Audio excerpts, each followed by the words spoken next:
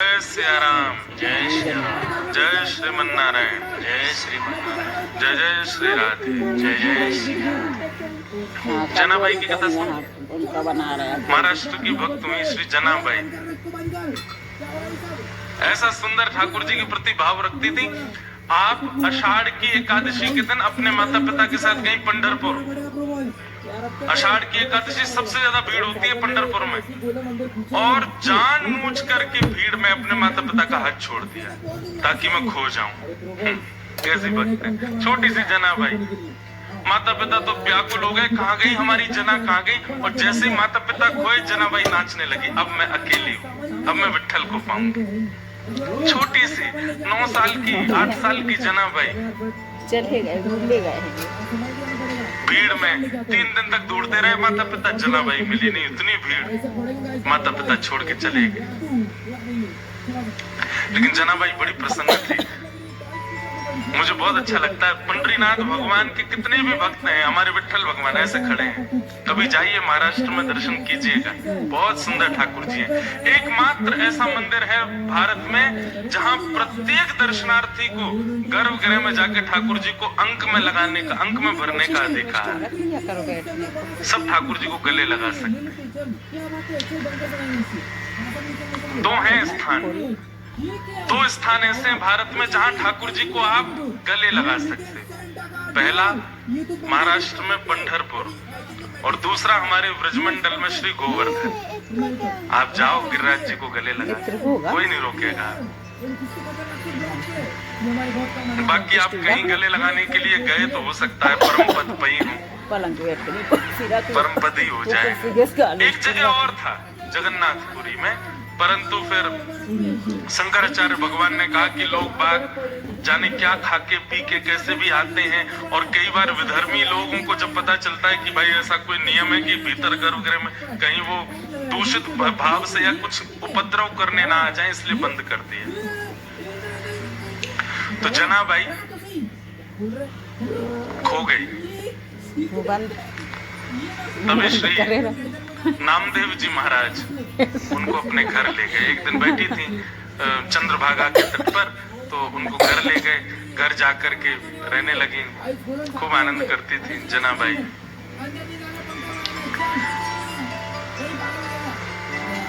नामदेव जी महाराज जब कीर्तन करते थे तो सारे वैष्णव नाचते थे, और जनाबाई उन वैष्णवों को नाचते हुए जब देखती, तभी उसको क्या दिखता, पीतांबरी पहने। आहा, कैसे हैं पंडरीनाथ, सुंदर ते ध्यान उभे विटेवरी। कोई महाराष्ट्र का बैठा है क्या यहाँ पर? बैठे मराठी आते। पंढरपुर से कौन है आप? पंढरपुर से? कर कटावरी थे बुनिया, सुंदर ते ध्यान उठे बिटेवरी, सुंदर ते ध्यान। हमारा बहुत मन लगता है पंढरपुर में, इतने प्यारे ठाकुर जी हैं। तो जैसे ही देखा जनाबाई ने कि वैष्णव कूद कूद करके नृत्य कर रहे थे, और तभी पीतांबरी पहने, मत्स्याकृत कुंडल लटके हैं, सुंदर शीश पर मुकुट है, और मधुर मुस्कान के साथ ठाकुर जी नृत्य करते हुए आ रहे, नाच रहे। जनाबाई को नित्य दर्शन होता था श्री पंडरीनाथ जी का कीर्तन में। जनाबाई कभी मंदिर नहीं जाती। सब लोग बोलते थे, जना तू मंदिर क्यों नहीं जाती? बोले मैं क्यों जाऊं, रात में कीर्तन होता है, विट्ठल यहीं आ जाता है, मैं यहीं देख लेती हूँ उसको।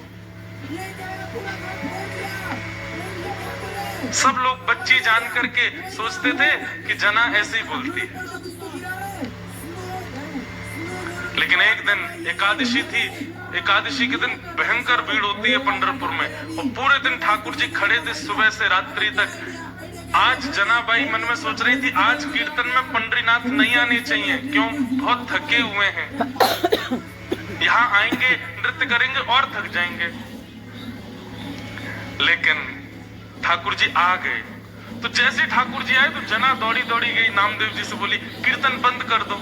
नामदेव जी बोले क्यों? पंडरीनाथ आ गए, बहुत थके हुए, आप कीर्तन करोगे तो वो नाचेंगे, और वो नाचे तो उनको दर्द होगा, पैर में थक रहे हैं बहुत ज्यादा।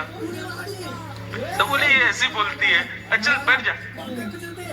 लोगों के पास गई, नाचो मत, तुम नाचोगे तो पंडरीनाथ भी नाचेंगे, उनके पैर में दर्द हो जाएगा।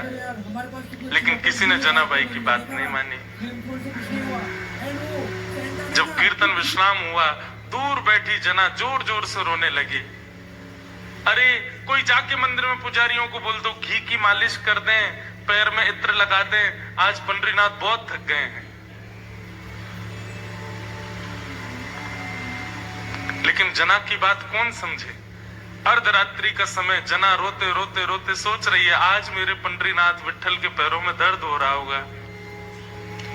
तभी देखते हैं कि द्वार पर साक्षात पंडरीनाथ आ गए और जनाबाई के सामने आकर के अपने दोनों पैर उसकी गोद में रख दिए। बोले ले दबा पैर, बहुत रो रही है सुबह से, दबा ले, जितनी मेरी थकान सब दूर कर दे। और जनाबाई ने ठाकुर जी के चरण, मुझे इतनी प्रिय लगती है जनाबाई के पास। ये सब कहां से प्रकट हुए हैं? ये नवदा भक्ति जिनके चित्त में है वहीं से प्रकट हुए। जनाबाई पूछती है ठाकुर जी से पैर दबाते दबाते, भोजन किया आपने? छोटी सी है और क्या पूछ सकती है, छोटे बच्चे ऐसी बात करते हैं। आपने भोजन किया? ठाकुर जी बोले हाँ किया। क्या पाया? भगवान बोले पूरन पोली। आज हमने भी पूरन पोली पाई दोपहर में। ठाकुर जी बोले पूरन पोली। जनाबाई बोली और क्या पाया? बोले मीठा भात। और क्या पाया? ठाकुर जी ने बताया कड़ी सामग्री जो। अच्छा कल क्या पाया था? ठाकुर जी बोले कल भी पूरन पोली, कल भी मीठा भात, कल भी ये। अच्छा परसों क्या पाया था? ठाकुर जी बोले पूरन पोली। जनाबाई बोली बस पूरन पोली पाते हो आप? बोले क्या करें, मंदिर में यही बनता है।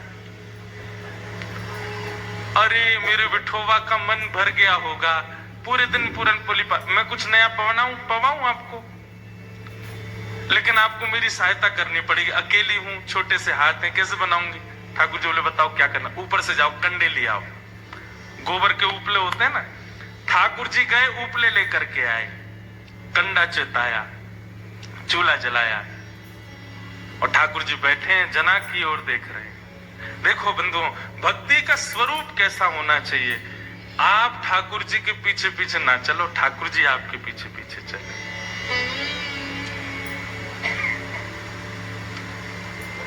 कहां जना देखती है ठाकुर जी को, पर आज जनाबाई भोजन बना रही है और ठाकुर जी उसकी ओर देख रहे हैं। इसका कैसा भाव?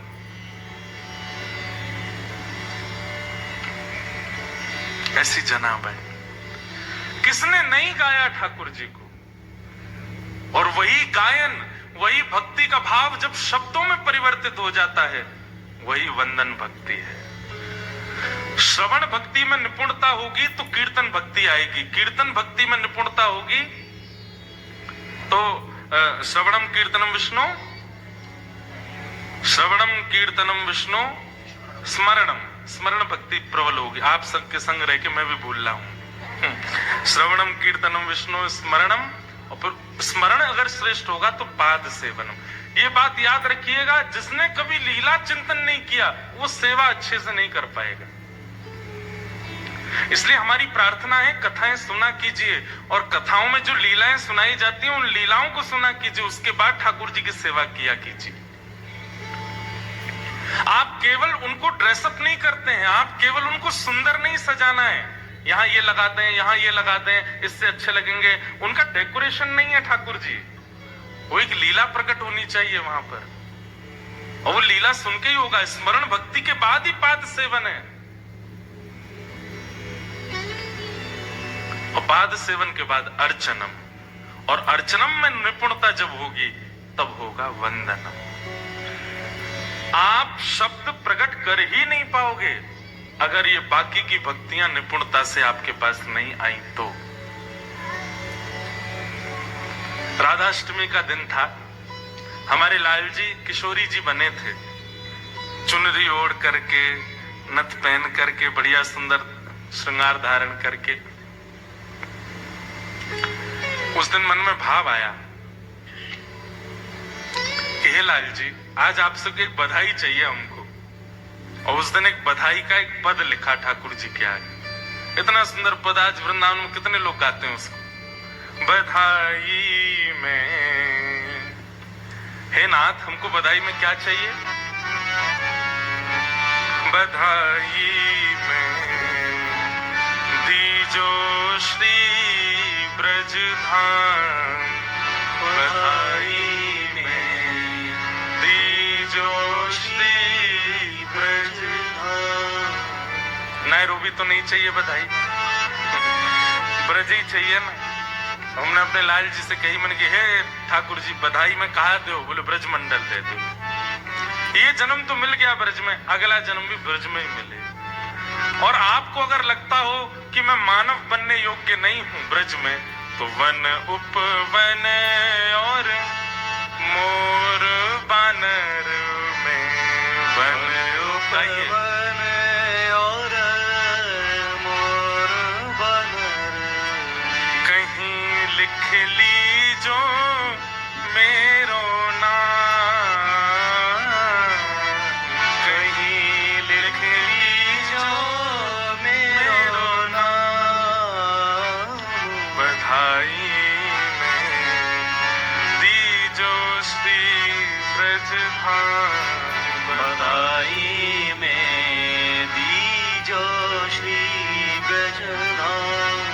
वंदनम। तो एक प्रकार से ये कह दिया जाए तो कोई अतिशयोक्ति नहीं कि भक्ति पथ पर वंदन प्रारंभ हो जाना एक पड़ाव। आपके शब्द अब प्रकट होने लगे हैं, अब आप ठाकुर जी को अपने भावों से कुछ गा करके रिझाने लगे। और एक बात, आपकी वंदन भक्ति उचित है इसका प्रमाण कैसे मिलेगा? क्योंकि लोग तो कुछ भी लिख देंगे, फिर उल्टा सीधा जो मन में आएगा लिख देंगे। आप अपने उस वाणी को एक बार सभा में गा करके देखिए। सभा में यदि बहुसंख्यक वैष्णवों को वो प्रिय लगने लग जाए तो समझ जाइए कि ठाकुर जी को आपकी वाणी प्रिय है। वो जो शब्द आपने लिखे हैं वो ठाकुर जी को भी प्रिय है। ये एक तरीका है। या फिर आपके घर पर कोई वैष्णव आते हैं, कोई संत आते हैं, कोई महापुरुष आते हैं, कोई विद्वत वरेण्य महानुभाव आते हैं, तो आप उनको अपनी वो रचना दिखाइए कि हमने ऐसा लिखा है ठाकुर जी के लिए। इस पर आप अपना कोई भाव बताएं। अगर वे मोहर लगा दें तो समझ जाओ आपकी वंदन भक्ति अब निपुण है। श्रवणम कीर्तनम विष्णु स्मरणम पाद सेवनम अर्चनम वंदनम, ये वंदन भक्ति। नरसिंह मेहता राग केदार गाते थे और केदार राग में भी ठाकुर जी को सुंदर सुंदर भाव बना करके सुनाते थे। ठाकुर जी अपनी माला ढीली कर देते थे। नरसिंह मेहता ने किसी से बहुत पैसा उधार ले रखा था। सेठ जी ने आकर के कहा, हे नरसिंह मेहता हमारा पैसा चुकाओ। नरसिंह मेहता बोले कुछ दिन की और मोहलत दे दी। बोले नहीं अब नहीं देंगे। अब तुम एक काम करो। बोले क्या? तुम शाम को मंदिर में गाने के लिए जाते हो, हजारों वैष्णव तुमको देखने के लिए आते हैं,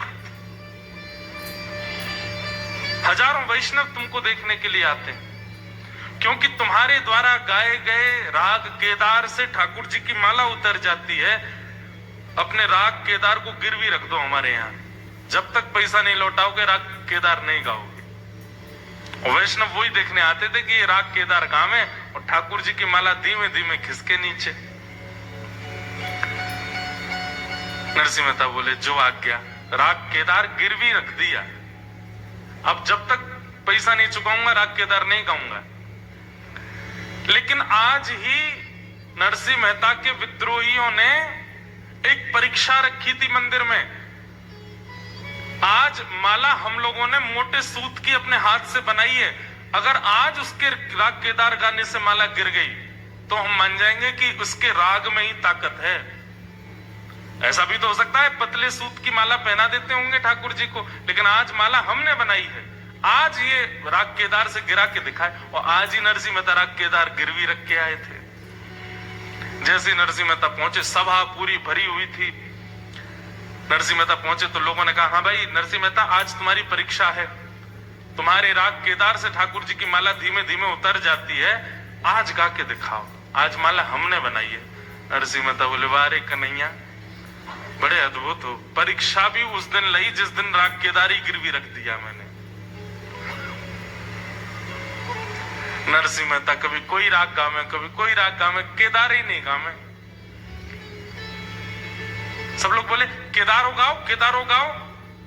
नरसिंह मेहता बोले कैसे गाऊं? वो सेठ जी का आदमी एक खड़ा था नजर ताक के, बोले अगर तेने केदार गाया तो तेरा घर परिवार सब ले लेंगे हम, गिरवी रखा है तेने।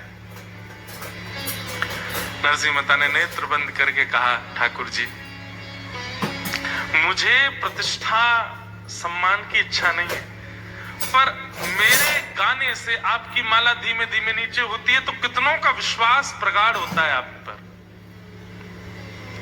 आज मेरी परीक्षा है, और यदि आज मैंने केदारू नहीं गाया और आज आपकी माला यदि नीचे नहीं हुई तो कितनों का विश्वास अविश्वास में परिवर्तित हो जाएगा। मेरी प्रतिष्ठा के लिए नहीं, भक्तों के विश्वास के लिए कुछ कीजिए।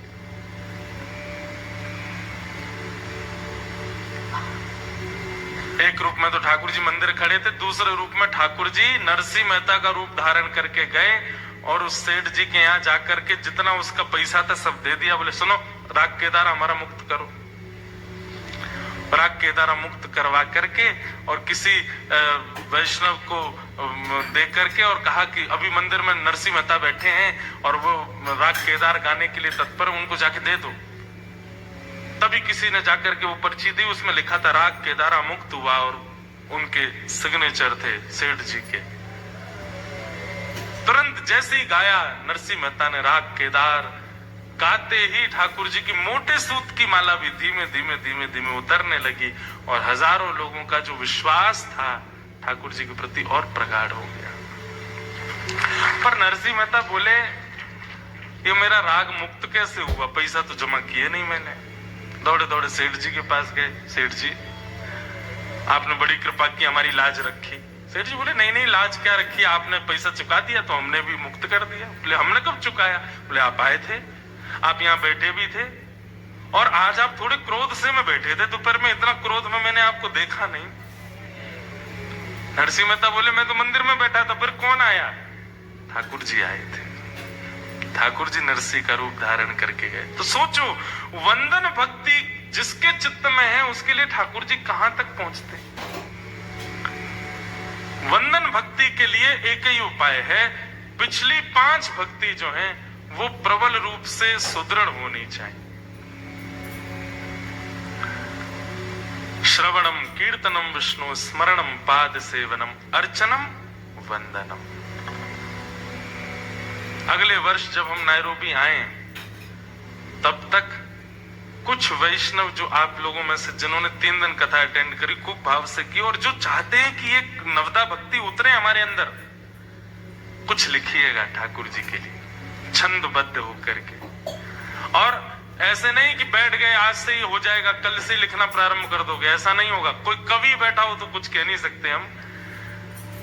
थोड़ा थोड़ा भाव बनाइएगा, उसमें थोड़ा थोड़ा चिंतन किया कीजिएगा लीलाओं का, अपने ठाकुर जी का श्रृंगार करके फिर विचार किया कीजिएगा, आज ऐसी पोशाक क्यों है, आज ऐसा श्रृंगार क्यों है, और फिर उस पर चिंतन करके कुछ लिखिएगा, प्रकट होगा भाव। वंदन भक्ति, वंदन भक्ति का एक रूप तो है कुछ पद निर्माण या भक्त कीर्तन निर्माण करके ठाकुर जी को श्रवण कराना। अच्छा, एक चीज इस पर विशेष ध्यान रखना, फिल्मी तर्जों पे मत बनाना।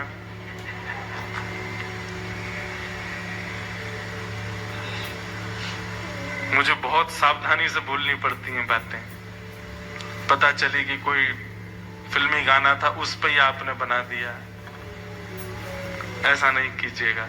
वो फिर उसकी सुंदरता का ध्यान रखिएगा कि कल को अगर आप हमें दो तो हम भी मंच से गा सके उसको, उसकी भावना ऐसी होनी चाहिए। वंदन भक्ति, वंदन भक्ति का दूसरा रूप क्या है? ठाकुर जी के सन्मुख जाकर के सदा उनका प्रेम चित्त में बढ़ता रहे, ऐसी प्रार्थना करना। आज सुबह हम कहीं घूमने गए थे तो वहां 10 नामापराधों पर थोड़ी सी एक चर्चा हुई थी। 10 नामापराधों में एक अपराध क्या है? जो लोग नाम जप करते हैं बहुत ध्यान से सुनिएगा। 10 नामापराधों में एक अपराध यह है कि कल जितना आपने नाम जप किया उससे ज्यादा आज होना चाहिए, और आज जितना किया उससे ज्यादा कल होना चाहिए। अगर आप कल जितना किए उससे थोड़ा भी ज्यादा आज नहीं करते हैं तो फिर वो अपराध होता है। ये नामापराध में एक अपराध है। हर दिन भजन बढ़ना चाहिए, हर दिन कीर्तन बढ़ना चाहिए, हर दिन नाम जप बढ़ना चाहिए। वो कंटिन्यूटी में केवल इतना है, इतना ही चलता जा रहा है। ये तो वैसे ही होगा, रोज दाल चावल ही खा रहे हो। ठाकुर जी भी कहेंगे गिनती है इसकी, इससे एक भी ज्यादा चला जाए तो महाराज अगले दिन तो आलस में आ जाता, कल एक ज्यादा तो कर दिया था हमने। नहीं,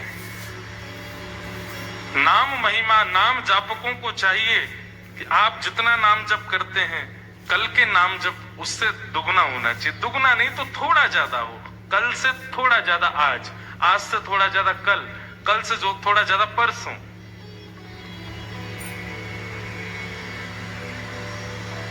नामापराध में एक अपराध कि आज जितने प्यारे ठाकुर जी आपको लग रहे हैं कल उससे दुगने प्यारे लगने चाहिए। आज जितना प्रेम ठाकुर जी से कल उससे दुगना प्रेम ठाकुर जी से होना चाहिए। अगर ये नहीं बन रहा है तो आप, इसका मतलब है अभी अपने भक्ति मार्ग में सजग नहीं हुए हो। स्वामी श्री हरदास जी महाराज कहते हैं, प्यारी ज्यों ज्यों देखूं तेरो मुख, त्यों त्यों नयो नयो लागे। हर क्षण, हर स्थिति, हर दिन ठाकुर जी नवीन प्रतीत होते हैं। तो ठाकुर जी से यही वंदना करो कि हे नाथ, आपका और मेरा जो प्रीति है, जो प्रेम है, वो हर दिन बढ़ता रहे, कभी घटे ना। मुझे हर दिन आप और प्रिय लगो, मुझे आप और ज्यादा अपनी ओर खींचो। ये वंदना का भाव होना चाहिए। इसके अलावा आप ठाकुर जी से कोई संसारी वस्तु कामना ना करें। केवल कामना करें तो अपने भक्ति के वर्धन की कामना करें कि मेरा प्रेम नित्य बढ़े। संसारी प्रेम ऐसा होता है, ज्यों ज्यों प्रेमी समीप आता है प्रेम घटता है, पर भक्ति का प्रेम ऐसा, ज्यों ज्यों ठाकुर जी समीप आते हैं प्रेम और बढ़ता है। और यदि वो नहीं बढ़ रहा है तो इसका मतलब कहीं चूक कर रहे हो आप। तो वंदना नित्य यही होनी चाहिए कि मेरा प्रेम नित्य बढ़े ठाकुर जी आपसे। वंदन, और वंदन के बाद आता है पाद सेवनम। नहीं, वंदन के बाद आता है श्रवणम कीर्तनम विष्णु स्मरणम पाद सेवनम अर्चनम वंदनम दास्यम। दास्य भाव। दास्य का मतलब क्या होता है? पूर्ण समर्पण। मेरे मन की अब कोई इच्छा नहीं है, मेरी निज कोई इच्छा नहीं है। जो मेरे स्वामी की इच्छा है वही मेरी प्रबल इच्छा है, जो मेरे स्वामी चाहेंगे वही मैं करूंगा। ये दास्य भाव। श्रीमद् भगवत गीता में जो जो उपदेश ठाकुर जी के द्वारा हैं, अब मेरी एक बात सुनिएगा। दास्य भाव में प्रारंभिक स्थिति कैसी होनी चाहिए? प्रारंभ दास्य का कैसा होना चाहिए कि ठाकुर जी के सीधे आप दास नहीं बन पाओगे। वो ठाकुर जी फिर बहुत ज्यादा ही कठिन आपको मार्ग बता सकते हैं। इसलिए दास्य के रूप में सबसे पहले गुरु के दास बनो। गुरु की आज्ञा के प्रति, गुरु के वचनों के प्रति, गुरु की वाणी के प्रति दास्य भाव रखो। ठाकुर जी के प्रति बाद में रख लेना, दास्य भाव गुरु को प्रदान कर दीजिए। गुरु के वचन अटल कर मानो, गुरु के वचन अटल कर मानो, साधु समागम की जय, साधु समागम की। सूरदास जी कह रहे हैं, मन रे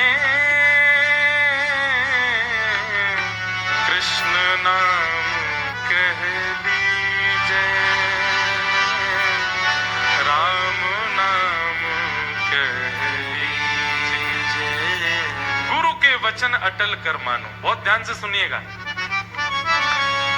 सातवीं भक्ति जो दास्य है, ये आप गुरु को अर्पित कर दीजिए, गुरु की आज्ञा के प्रति।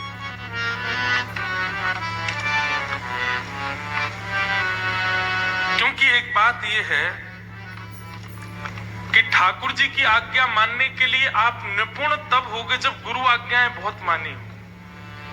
मैं एक भाव कहता हूं कि कहीं भी किसी को जॉब मिलती है तो जो वहां हायर करने वाले होते हैं वो आपका पहले रिज्यूम चेक करते हैं और रिज्यूम में ये देखते हैं कि आपने पहले कितनी जगह काम किया है और कैसा काम किया है। होता है ना, हमने तो कहीं करी नहीं इसलिए हमें पता नहीं, लेकिन जितना पता है वो यही है कि आपका रिज्यूम चेक किया जाता है और रिज्यूम में ये देखा जाता है कि आपने कितनी जगह कहां कैसा कैसा काम किया।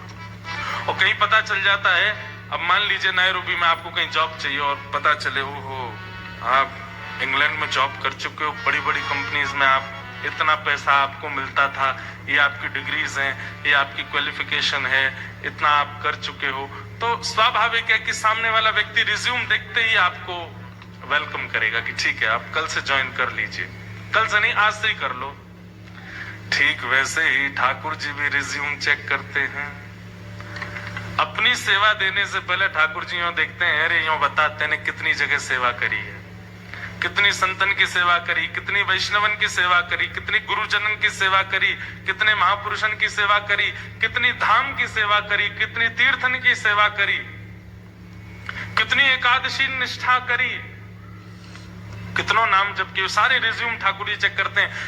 एक बार को उसमें सबसे प्रमुख क्या होता है, अपने निज चरण छूने की आज्ञा ठाकुर जी आपको तभी दे सकते हैं जब आपने पहले बहुतों के चरण छुए हों और चरणों की सेवा की हो। भैया देखो, भगवान के सबसे कोमल हैं चरण। ठाकुर जी नहीं चाहेंगे कि कोई निष्ठुर व्यक्ति उनका स्पर्श कर ले, इसलिए जिसने खूब चरण सेवा की होगी, और चरण सेवा आप हर किसी की नहीं कर सकते, गुरुजनों की ही करोगे, तो गुरुजनों की चरण सेवा जिसने अपने जीवन में खूब की होगी, ठाकुर जी को फिर सोचना नहीं पड़ेगा अपनी चरण सेवा करवाने से पूर्व। अरे भैया ये तो अनुभवी है, एक्सपीरियंस्ड है, या को अपने चरण दे दो।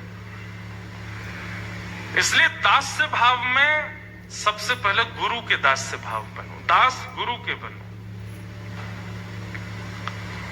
दास का मतलब अब आपकी अपनी कोई स्वेच्छा नहीं है, गुरु आज्ञा ही सर्वोपरि है। और गुरु आज्ञा अनंत रूप से निर्वहन करने लगे अपने जीवन में, तो ठाकुर जी समझ जाएंगे भाई आज्ञा पालन करने की निष्ठा है इसके अंदर, अब मैं भी आज्ञा करूं। इसलिए दास्य के रूप में गुरु को स्वीकार करो, गुरु के शिष्य बनो।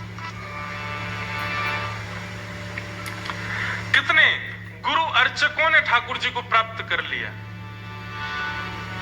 उन्हीं में एक का चरित्र हमने खूब सुनाया, भोंदू, जिसने केवल अपने गुरु की आज्ञा मान करके ठाकुर जी को प्राप्त कर लिया। नित्य बैठता था गौशाला में सेवा करने वाला भोंदू, नित्य सत्संग सुनता था। गुरु जी बताते थे, कभी कथा में कोई प्रसंग, कभी कथा में कोई प्रसंग। एक दिन गुरु जी सुना रहे थे, ठाकुर जी गैया चराने के लिए भांडीर वन गए।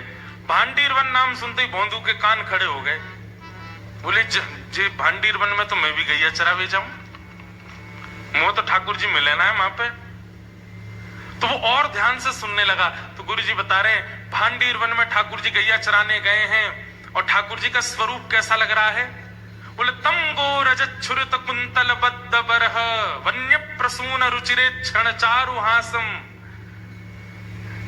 ठाकुर जी ने एक बहुत सुंदर दर्शन है, ठाकुर जी की छवि का दर्शन करना। ठाकुर जी गैया चराने जाते हैं तो जैसे ही वन में पहुंचते हैं तो ठाकुर जी क्या करते हैं, अपनी कपड़े की पाग जो पहनी है उसको उतार देते हैं और फिर गायों के पैरों को बांधते हैं जिस रस्सी से, उसको ब्रजभाषा में लोमना कहते हैं। दूध निकालते समय गाय के पैर बांधे जाते हैं, कहीं पैर ना मारे, बाल्टी गिर जाएगी, तो लोमना जो गाय के पैरों में बांधा जाता है वो लोमना निकाल करके ठाकुर जी, उसमें गोबर भी लगा है, ब्रजरज भी लगी है, उसको ठाकुर जी अपने सिर पे बांध लेते हैं और सिर पे बांध करके वही लोमना ठाकुर जी एक हाथ पे, एक कटी पे, गले में, ऐसे ठाकुर जी गोबर और रज से युक्त लोमना से अपना श्रृंगार कर लेते हैं। ये स्व श्रृंगार है। श्रीमद् भागवत में स्व श्रृंगार के कई रूप बताए गए, जहां ठाकुर जी का श्रृंगार ना तो यशोदा जी कर रही हैं, ना ग्वाल बाल कर रहे हैं, ना किशोरी जी कर रही हैं, ठाकुर जी खुद ही सज रहे हैं। और जब ठाकुर जी खुद सजते हैं ना, वो श्रृंगार सबसे सुंदर होता है ठाकुर जी का। लोमना बांधे, धूप के प्रकाश से छोटे छोटे प्रश्वेत के बिंदु पसीना आ गए ठाकुर जी को।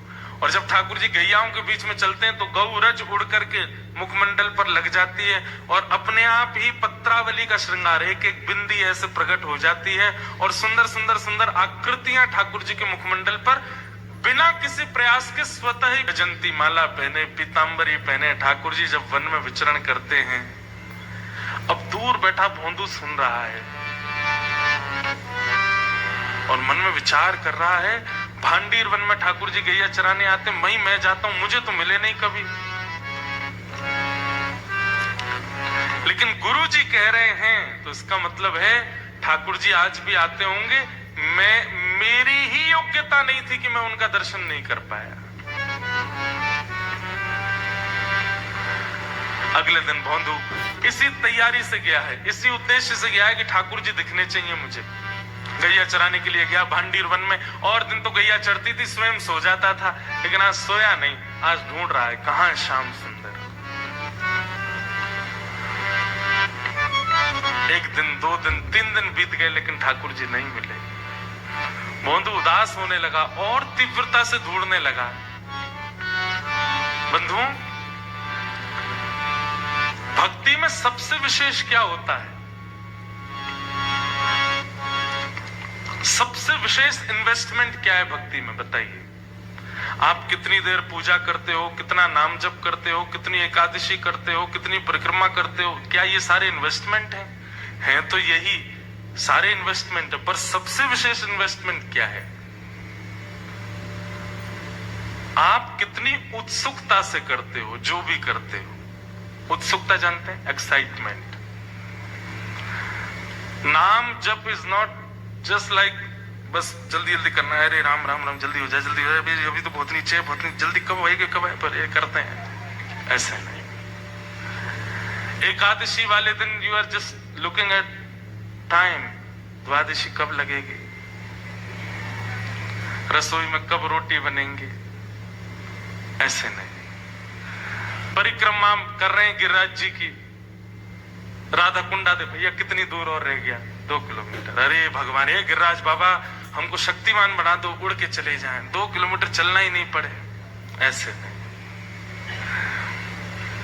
तत्परता, एक्साइटमेंट, उत्सुकता, वो सबसे बड़ा इन्वेस्टमेंट है। अगर उत्सुकता से 1 माला भी करोगे तो 108 माला करने वाले पे भारी है। क्वांटिटी कितनी है ये जरूरी नहीं, क्वालिटी कैसी है, आपकी भक्ति की क्वालिटी कैसी है। क्वांटिटी पर ध्यान मत दिया कीजिए, क्वालिटी अच्छी रखो। क्वालिटी अच्छी कब होगी? जब आप एक्साइटेड होकर के करेंगे। वो आपका स्वाभिमान होना चाहिए, सौभाग्य होना चाहिए। एकादशी आप वेट कर रहे हो, कब आएगी एकादशी, कब मैं फिर से व्रत करूंगा, कब से अपने प्रिया प्रियतम के लिए उपवास करूंगा। वो ठाकुर जी को मिलाने में सहायक बनता है, ना कि केवल बने बनाए रिचुअल्स का पालन करने से आप उनको प्राप्त नहीं कर पाओगे। उत्सुकता ही प्राप्त करवाएगी आपको। किसी की एकादशी करते हुए देख लिया, आपके मन में भी आ गया नेक्स्ट टाइम से मैं भी रखूंगा, तो वो पहले दिन तो उत्सुकता थी, पर अब एकादशी जब जब आती है तब तब आप चिंतित हो जाते हो, अब कैसे होगा काम। ऐसे नहीं।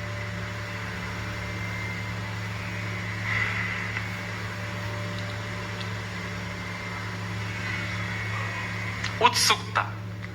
आज भोंदू गया है वन में और बहुत उत्सुकता से ढूंढ रहा है, कहां है ठाकुर जी, कहां मिलेंगे। कहीं से जरा सी भी कोई ध्वनि आ जाती है, गायों की आवाज आ जाती है, भौंदू दौड़ करके जाता, इधर तो नहीं, उधर तो नहीं, यहां तो नहीं बैठे। गुरुजी बता रहे थे कदम वृक्ष के पास रहते हैं, जितने कदम वृक्ष थे भांडीर वन में सब ढूंढ लिए। गुरुजी बता रहे थे उनको कन्नेर के पुष्प बहुत प्रिय लगते हैं, तो कन्नेर के पुष्प जहां थे वहां चला जाता। इतनी उत्सुकता से ढूंढ रहा था, बार बार सूर्य नारायण से कह रहा है अस्त मत होइएगा, शाम मत होने दीजिएगा, क्योंकि शाम हो जाएगी तो मुझे जाना पड़ेगा वापस, आज भी ठाकुर जी नहीं मिलेंगे। इतनी उत्सुकता से ढूंढ रहा था ठाकुर जी को, ठाकुर जी से रहा नहीं गया।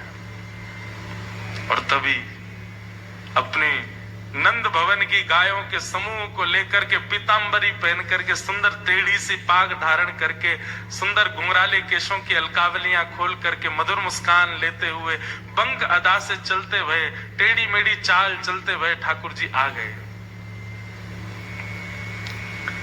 अच्छा बंधुओं, ठाकुर जी चलते कैसे हैं? अगर हम कहते हैं कि टेढ़े मेढ़े चलते हैं, तो अगर आप टेढ़े मेढ़े चलते किसी व्यक्ति को देखोगे तो हंसी आ जाएगी उसको देख के। ठाकुर जी चलते कैसे हैं? जितने आभूषण पहने हैं ठाकुर जी ने, उन सबका स्वर प्रकट होना चाहिए, ये पूरा पूरा ध्यान रखते हैं ठाकुर जी। ऐसे चलते हैं। दूसरी बात, वो सीधे सीधे जैसे हम चरण रखते हैं ऐसे नहीं, वो जब चलते हैं तो पृथ्वी को देखते हैं। जहां कहीं भी, ये पृथ्वी कौन है? भूदेवी, भगवान की पत्नी है। जहां कहीं भी भूदेवी में ठाकुर जी को जरा सा भी गड्ढा दिखाई देता है तो अगला चरण वहीं रखते हैं।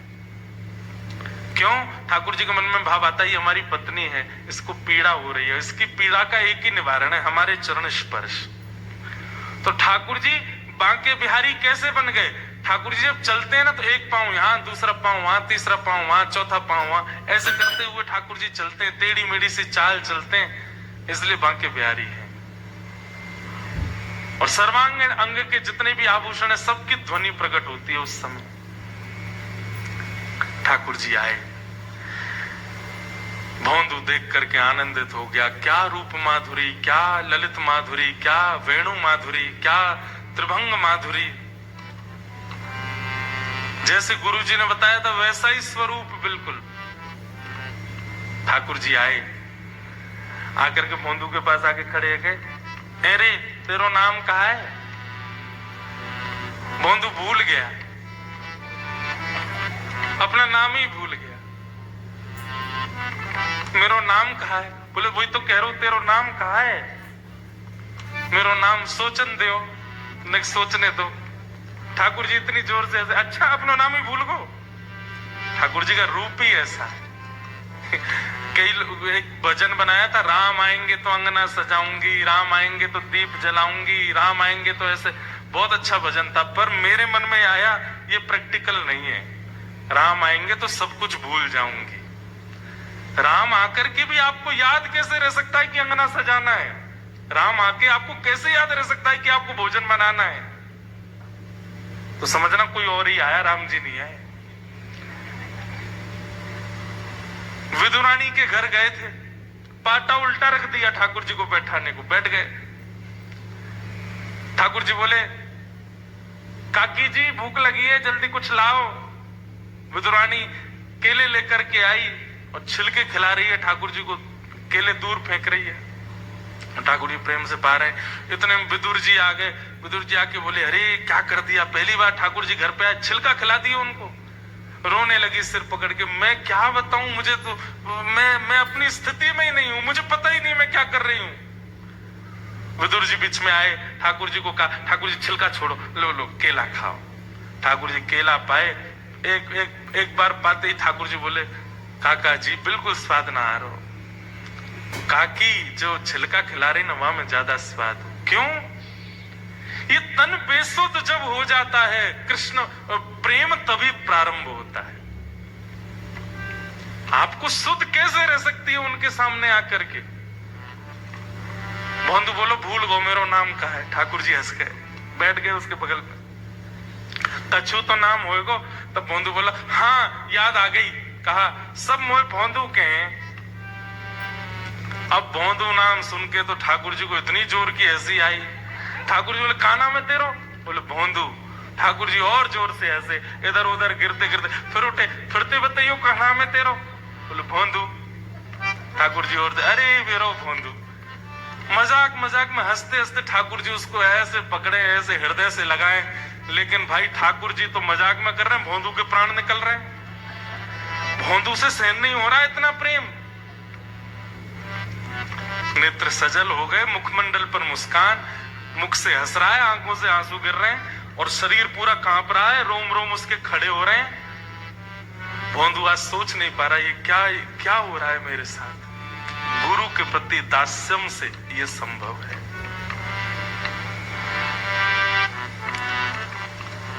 ठाकुर जी बोले भैया तेने आज बहुत हंसायो, मैं मेरे पेट में दर्द है को हंसते हंसते, तू मेरो सखा बन जा, आज ते मैं तेरो सखा, तू मेरो सखा।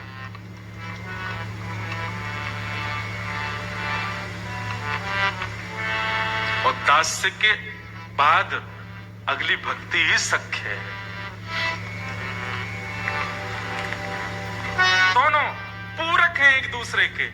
गुरु के दास बनो, ठाकुर जी तुमको सखा बनाएंगे। ठाकुर जी बोले भोंदू तू मेरो सखा बन जा। भोंदू बोलो मैं या लायक हूं? बोले अरे तू सबसे बड़ा लायक है, तू मेरो सखा। तेरे नाम ते ही मुंह को हंसी आ रही है भैया, तेरी बातन ते तुझन कहा होएगो, चल तू मेरो सखा बन जा।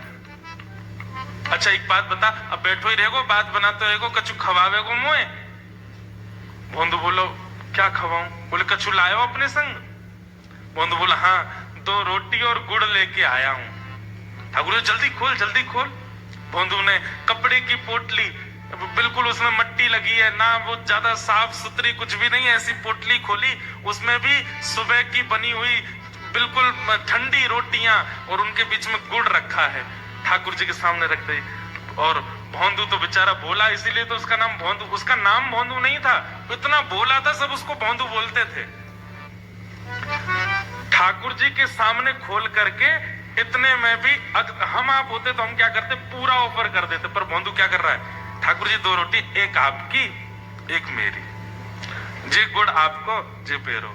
ठाकुर जी अच्छा दोनों ना दे सके, मुझे भी तो भूख लग रही है, मैं भी तो पाऊंगा। ठाकुर जी ठीक है तू भी पा, नहीं पहले आप पा लो, तो हमारे गुरु जी के पहले भगवान को भोग लगाना चाहिए। अच्छा जहां गुरु जी की बात भी याद है तो है, चल। ठाकुर जी ने लिए गुड़ लेकर के पा गए, ठाकुर जी ने पायो, इतना स्वाद आयो, और वो तो ठाकुर जी को देखता जा रहा है कैसे खा रहे हैं, कैसे बोल रहे हैं, कैसे हंस रहे हैं। ठाकुर जी बोले मुझे तो बहुत तेज भूख लग रही, ला अपनी रोटी भी दे दे। तो भोंदू एक बार को तो रोकने को हुआ कि ये तो छोड़ दो, पर ठाकुर जी पा गए। भोंदू बोलो यशोदा मैया भूखो रखे आप हैं, मेरी वो खाए गए। ठाकुर जी बोले ना नंद भवन में आके देख 8 बार भूख लगे मेरो, और सुन ये 2 रोटी इंतकाम ना चलोगे भैया, कल ते ज्यादा सी लाए करियो। बोले हाँ वो तो मैं समझ गो पेट की स्थिति, कल ते लाऊंगो। वो इतना सीधा है कि उसको यही नहीं पता कि मुझे ठाकुर जी के आगे कैसा व्यवहार करना है, वो सामान्य व्यवहार में। ठाकुर जी ने हृदय से लगा, कल मिलेगो मोते? ठाकुर जी भोंदू बोला हाँ जय जय मैं आऊंगो। भोंदू तो आज इतना प्रसन्न है, रात्रि में गया, गैयाओं को जाके गौशाला में बांध दिया, प्रवचन में गुरु जी के आगे फिर बैठा। उसने गुरु जी को नहीं बताया, उसको लगा ये गुरु जी को और जो विद्यार्थियां रहते हैं सबको ठाकुर जी मिल चुके होंगे, मैं ही अभागा हूं, मुझको अब मिले हैं। उसने किसी को नहीं बताया, उसको लगा कि सबको मिलते रहते होंगे, मुझे बस अब मिल गए हैं। रात भर प्रवचन सुना, गुरु जी को बार बार प्रणाम करता है, बोले गुरु जी आपने सबके जैसा मुझे भी समझा, इसके लिए धन्यवाद। गुरु जी भी बोले पता नहीं क्या बोल रहा है। भोंदू चला गया, सो गया। दूसरे दिन सुबह उठ करके आदि सब अपने क्रम करके गौ चराने के लिए जैसे जाने लगा, रसोई घर में जाके रसोईया से बोला भैया 2 टिक्कर मत देना। बोला आज तो 5-6 टिक्कर दो। बोले भोंदू तो इतने सालों से 2 ही टिक्कर खाता है, तो 5-6 टिक्कर क्यों पाएगा? तो सहजताम बोला नंद नंदन आए थे ना, भूखे रह गए थे कल, उनके लिए लेके जाना है। सीधे व्यक्ति का एक गुण होता है, वो झूठ नहीं बोलता। जो सरल सीधा व्यक्ति होता है उससे झूठ बोलना आता भी नहीं। आप उसको अगर बोल दो समझा के, ए सुन तेरे रिश्ते वाले आ रहे हैं, पहली बार मनाही करियो, दूसरी बार भी मनाही करियो, तीसरी बार ज्यादा फोर्स करें तो फिर हाँ करियो। तो ऐसे ही करता है। ब्याह करोगे? नहीं। करोगे? नहीं। करोगे? हाँ। करना है। सिखा के भेजा है कि 2 बार ना 1 बार हाँ, वो वैसा ही एज इट इज करेगा। सीधा व्यक्ति ज्यादा झूठ नहीं बोल पाता। अच्छा एक बात बताएं, आप चतुर हो कि नहीं ये आपके झूठ से पता चल जाता है। अगर आप झूठ बोल लेते हो तो इसका मतलब आप चतुर हो, और चतुर हो तो इसका मतलब ठाकुर जी से बहुत दूर हो। इसलिए कभी कभी चिंता किया कीजिए कि आप ठाकुर जी के लायक नहीं हैं। ठाकुर जी के लायक बनने के लिए सबसे पहले सीधे बनो। भौंदू की बात सुनकर के रसोईया बोला, का गई तेने, कौन आयो? बोले वो नंद जी को लाला आयो कल गैया चरावे, मेरी दोनों रोटी खा गो, वही तुम्हारे 5 ले जा रहा हूं। रसोईया दौड़ा दौड़ा गुरुदेव के पास गया। बोलो गुरुजी आपको पता है भौंदू आज 5 टिक्कर लेके जा रहा है, वो हमेशा 2 ले जाता था। मैंने पूछा क्यों, तो बोला नंद जी का लाला आया था गैया चराने। गुरुजी भौंदू झूठ नहीं बोलता। गुरुजी गए, भौंदू क्या बात सुनने में आई, कल कौन मिले तुझे मन में? गुरुजी मैंने आपको नहीं बताया, धृष्टता क्षमा, पर मुझे लगा आप सब मिलते ही रहते हैं, तो अब मैं भूखा रह गया था, इसलिए मैं 5 ले जा रहा हूं। गुरुजी बोले इधर आ, कैसे दिखते हैं? उसने वर्णन किया कि बरहा पीड़म नटवर वपु कर्णयो कर्णकारम कि वंशी विभूषित करा नवनीर दाभा पीतांबरा अरुण बिंब फलाधरोष्ठात् पूर्णेन्दु सुंदर मुखार बिंद नेत्रा कृष्णा परम किमपि तत्त्वमहं न जाने। वंशी विभूषित करा नवनीर दाभात् पीतांबरा अरुण बिंब फलाधरोष्ठात् पूर्णेन्दु सुंदर मुखा अरविंद नेत्रात् कृष्णात् परम किमपि तत्त्वमहं न जाने। स्वरूप का जब वर्णन किया, ऐसे नेत्र हैं, ऐसे गाल हैं, ऐसे ओष्ठ हैं, ऐसी थोड़ी है, ऐसी मुखाकृति है, ऐसे कान हैं, ऐसे झुकते हैं, ऐसे चलते हैं, ऐसे बोलते हैं, और गुरुजी उनमें से चंदन की सुगंधी आती रहती है। गुरुजी के नेत्र सजल हो गए। बोले झूठ नहीं बोल रहा, ठाकुर जी आए। और अंत में भौंदू ने कहा, बोले गुरुजी संचिंतयेद भगवत चरणार विंदम वज्रांकुश ध्वज सरोरुहलांच नाट्यम। बोले जैसे ही वो चल करके गए ना गुरुजी, मैंने एक चीज और देखी। क्या?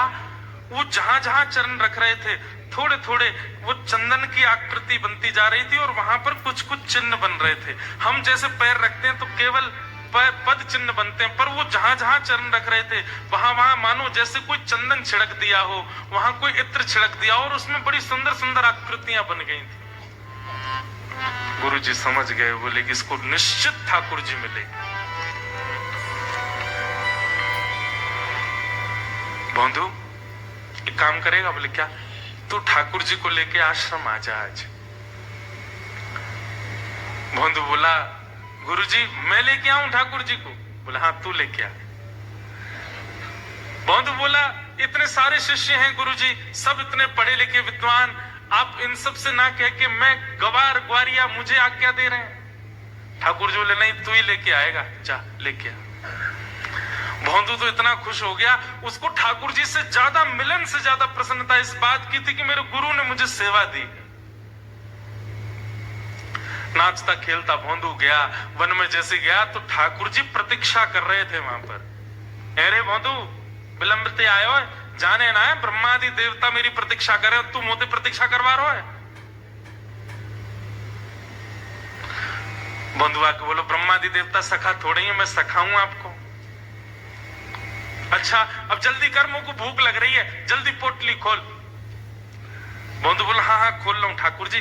तुरंत ठाकुर जी के आगे पोटली खोली। अब कभी कभी मन में विचार आता है, हम कितनी शुद्धता पवित्रता, कितने बहुव्यंजन ठाकुर जी के सामने रखते हैं, यथावत थाली वापस आ जाती है। और भोंदू को देखो, केवल गुड़ और टिक्कर लेके गया, ठाकुर जी कह रहे हैं उससे खोल के धर मेरे सामने। भोंदू ने जैसे ही खोल करके ठाकुर जी के आगे रखा, ठाकुर जी ले करके और पाने लगे प्रेम से। तो भोंदू इतने में ही चर्चा कर रहा है, ठाकुर जी एक निवेदन करूं? बोले कहा। आप मेरी एक बात मानोगे? बोले कहा। मेरे गुरुजी ने इतने वर्ष बाद बड़ी कृपा करके मुझको आज्ञा दी है, आप मेरे संग आश्रम चलो। ठाकुर जी रोटी पाते जा रहे, वो पाते पाते बोले हम ना जाएंगे, तू हमारो सखा, हम तेरे सखा। जे गुरु जी बीच में मत लावे, मेरो तेरो संबंध है, गुरु है काई को बीच में ला रहा है, मैं कोई और ना मिलूंगा। बंधु बोलो आप मना क्यों कर रहे हो? ठाकुर जी मैं तो सालन से भंडीर बना रहा हूं, लेकिन आप कभी मिले ही नहीं। गुरु जी ने कृपा करी, गुरु जी ने आपको रूप बताया, तभी तो आप मिले। जिन गुरु की कृपा से आप मिले हैं, जिन गुरु की कृपा से हम दोनों सखा बने हैं, उन गुरु जी के लिए इतना तो कर सको। ठाकुर जी चल दो। ठाकुर बोले नहीं जाएंगे, नहीं जाएंगे, नहीं जाएंगे, बिल्कुल नहीं जाएंगे। बस तोते मिलेंगे और तेरे संग ही खेलेंगे, और बीच में कोई को मत लेके आइयो, और तू ज्यादा लेके आवेगो तो फिर देख लियो हम चले जाएंगे, फिर हम ना आएंगे। भोंदू बोला अंतिम बार कह रहा हूं ठाकुर जी, गुरु जी ने बहुत वर्ष बाद मुझे आज्ञा दी है, चल दीजिए। ठाकुर जी बोले हम भी अंतिम बार कह रहे हैं, नहीं जाएंगे। इतने में भोंदू ने सामने से पोटली उठाई भोजन की, बोले जे भी गुरु जी का, जे भी मत पाओ, और पोटली बांधने लगा। ठाकुर जी देख रहे तो पोटली का बांध रहो जी, तो खवा जा। नहीं नहीं, जे भी गुरु घर को है या वो मत पाओ। ठाकुर जी के हाथ में आधी रोटी पर, तुम इसको भी छोड़ो। अरे या तो खान दे ना, जेऊ गुरु घर को है, गुरु जी से नहीं मिलोगे हमारे। ठाकुर जी देख रहे हैं भोंदू को स्तब्ध होकर के, और भोंदू सब सामग्री इकट्ठी कर रहा है। ठाकुर जी बोले कहा कर रहा है? बोले जा रहा हूं। और सुनो, अब मत मिलियो मोते, अपनी गैया ने लेके कहीं और जाए करो। ये भांडीर वन में मैं गैया चरा भी हूं, यहां अगर मुंह को दिख, तुम्हारी गैया ने लेके गुरु जी की गौशाला में चलो जाऊंगा। अब तुमसे मेरो कोई संबंध नहीं। जिन गुरु ने मिलवायो, जिन गुरु ने बतायो, उन गुरु की आज्ञा नहीं मानने हो। भोंदू पलट के बोलो गुरु जी के यहाँ चलोगे कि नहीं? ठाकुर जी बोले नहीं जाऊंगा। वो ठीक है, चल दिया भोंदू। अरे भोंदू नेक मेरी बात सुन ले, अरे तोते तो मैं मिल ही रहा हूं ना, तेरे संग तो खा ही रहा हूं ना, फिर तो को कहा दिक्कत है? अरे ऐसो काय को कर रहा है? भोंदू कुछ नहीं बोला, उसने पलट के भी नहीं देखा ठाकुर जी की ओर। अब जो जो भोंदू दूर जा रहा है, ठाकुर जी को ऐसा लग रहा है मानो जैसे उनका तीनों लोक कोई लेकर के जा रहा है। कहां व्याकुल भक्त होते हैं ठाकुर जी के लिए, यहाँ व्याकुल ठाकुर जी हो रहे हैं भोंदू के लिए। जब तक भोंदू दिख रहा था तब तक तो ठाकुर जी रुके रहे, लेकिन जैसे ही भोंदू दिखना बंद हुआ, ठाकुर जी व्याकुल हो गए और दौड़े भोंदू के पास। अरे भोंदू रुक जा, अरे नेक रुक जा, अरे सखा नेक, ए तारी मेरी बात सुन ले। दौड़ करके ठाकुर जी गए और भोंदू के कंधा पे जाकर के लटक गए पीछे से, और पीछे से जाके बोले बड़ो बड़ो जिद्दी है, माने ना, चल ले चल अपने गुरुजी के पास, तेरे पहले गुरुजी तो मिलके आऊंगा मैं, तू तो मेरे संग ही रहेगो, तो ते दूर ना रह सकूं भोंदू। और दास्य भाव गुरु को निवेदित कर दीजिए। वैसे तो जितने भी भक्ति के भाव हैं नवदा भक्ति में, समस्त भक्ति के भाव गुरु आज्ञा से ही संभव हो सकते हैं, परंतु व्यास मंच पर बैठ करके ये भाव उत्पन्न हो रहा है चित्त में कि दास्य भाव तो पूरा पूरा गुरु जी को ही दे दीजिए। ठाकुर के प्रति दास्य भाव का आप पालन नहीं कर पाओगे, इसलिए गुरु के प्रति दास्य भाव, और गुरु के प्रति दास्य भाव का निवेदन करने से 8वीं भक्ति ठाकुर जी आपको स्वयं प्रदान करेंगे। ये एक प्रकार का ऑफरिंग है, गिफ्ट है, सख्य। क्योंकि एक बात है कि अगर ठाकुर जी के दास बन गए तो जिनके दास बने उनके सखा नहीं बन पाओगे। तो अगर 8वीं भक्ति को स्वीकार करना है तो उसके लिए दास से गुरु को ही देना पड़ेगा। अगर ठाकुर जी के प्रति दास से हो गया तो फिर सख्य किसके प्रति होगा? गुरु के प्रति सख्य भाव तो हो नहीं सकता। हम इसी कारण से गुरु दीक्षा नहीं देते। हमको सखा बनना बहुत अच्छा लगता है। हमको लगती है कि गुरु तो ठाकुर जी को ही मान लो, हम तो सखा बढ़िया है। लेकिन अगर गुरु के प्रति दास्य भाव है तो ठाकुर जी के प्रति सख्य होगा, और ठाकुर जी के प्रति दास्य भाव है तो गुरु के प्रति सख्य नहीं हो सकता, फिर वैष्णव के प्रति सख्य होगा। गुरु के प्रति सख्य नहीं। आप अपने पद से नीचे थोड़ी आ सकते हो।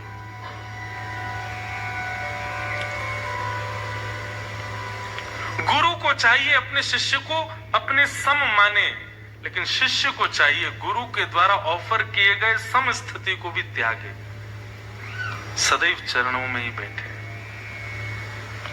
दासत्व, और ये नवदा भक्ति में सबसे टफ है। क्या? दास। सबते सेवक धर्म कठोरा। हमारे गोस्वामी तुलसीदास जी महाराज कहते हैं सबसे कठिन है सेवक धर्म,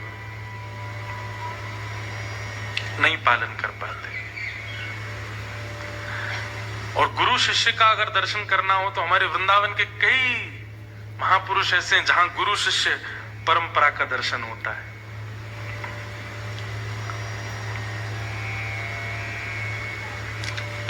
तो इसलिए दासत्व तो गुरु को प्रदान कर दीजिए और ठाकुर जी के प्रति सख्य भाव रखिए। अच्छा, अब आया सख्य। मान लीजिए आपने गुरु को दासत्व प्रदान कर दिया अपना हृदय का, ठाकुर जी ने आपको सखा मान लिया। अब आपको किन बातों का ध्यान रखना है?